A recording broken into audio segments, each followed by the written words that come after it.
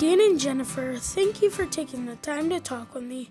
My hope is that today we can help raise awareness about a disease that affects both of you. Can you please help me understand what multiple sclerosis is?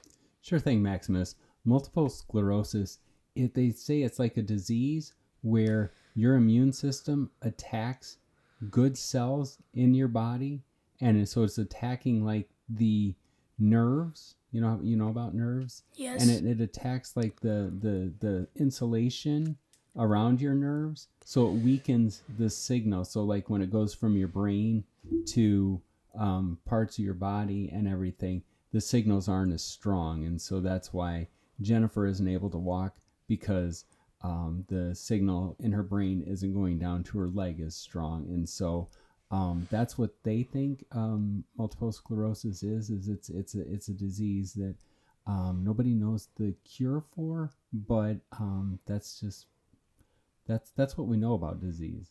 What about you, Jennifer? I think you covered that beautifully. It's an autoimmune disease where your body attacks itself, and it's destroying the covering of your nerves. The myelin is destroyed, and it's weakening the signal from your brain to your extremities. How did you get multiple sclerosis? And that's a great question, because they don't know what causes the disease. I think there's a lot of research into that, but they don't know what and why that happens, because it's not like I did something to make it happen. It just does happen. I don't know. I would say I agree. I don't know what I did or what Dan did. I don't know what any of us did. It's just a lot of factors that they haven't figured out yet. Do you guys have the same type of MS? My MS is secondary progressive. I was diagnosed with relapsing remitting like Dan has now, but about 5 years after my diagnosis, it got worse, and so mine is secondary progressive. And so I'm still with the relapsing remitting, where it's where if I have something bad happen to me and I have like a flare up, and it makes me tired and weak, my body will recover from that eventually. Whereas like with Jennifer, when she feels weak, she doesn't return back to like where she was before. She's just a little bit weaker. And so but over time I could become like Jennifer and be secondary progressive, but at this point I'm relapsing remitting. Jennifer, you're in a wheelchair. Is that because of MS? Yes, sir, it is. I was able to walk. I was diagnosed when I was 23, and I was able to walk for 5 years, about 5 years after my diagnosis. And as I just started getting worse and the disease got a little more progressive, I lost the ability to walk. Dan, what should kids like me know about MS?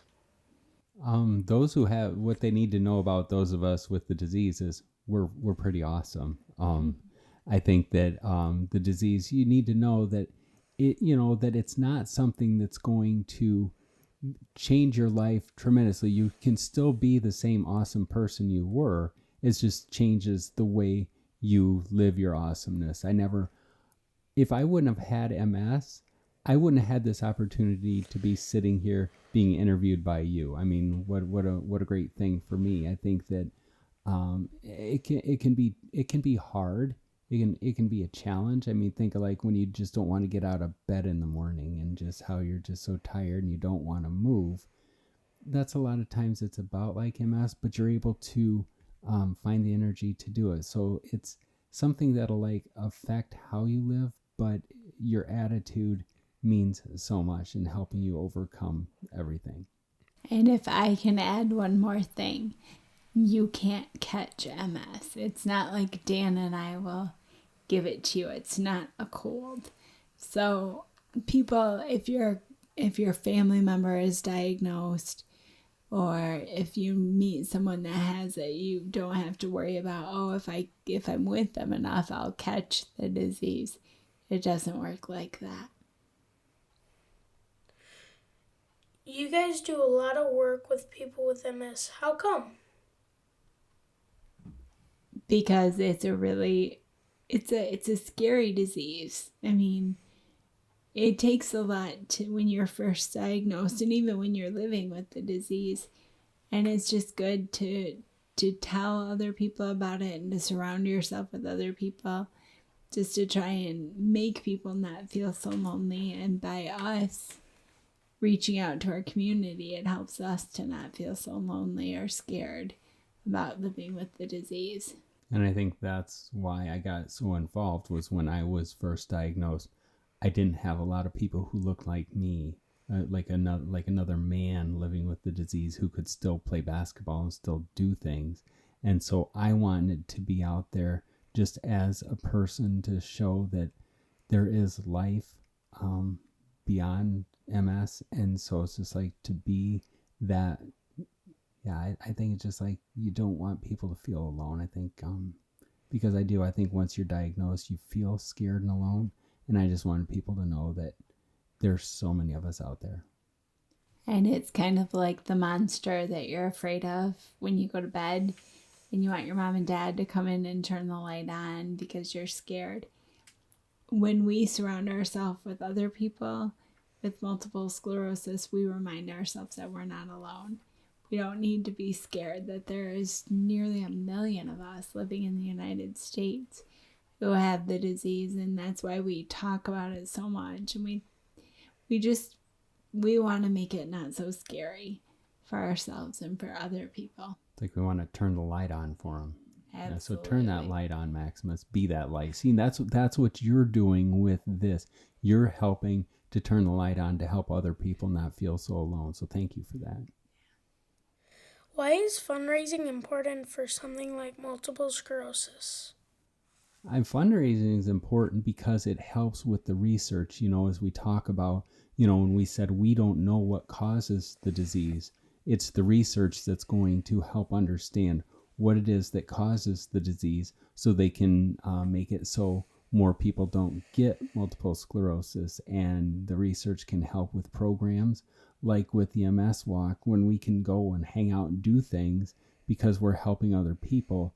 And that fundraising helps with those kinds of programs, or programs like what they had when Jennifer and I met. Those are the programs so people don't feel alone. But it's a lot with the money for the research to help treat the people like Jennifer and me who have the disease, but then to help it so people who don't have MS never have to hear the words that you've been diagnosed.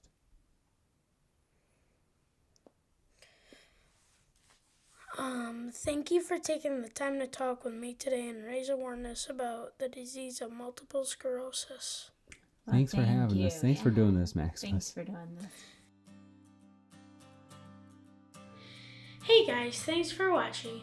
I am walking and fundraising for the MS Walk in Franken booth.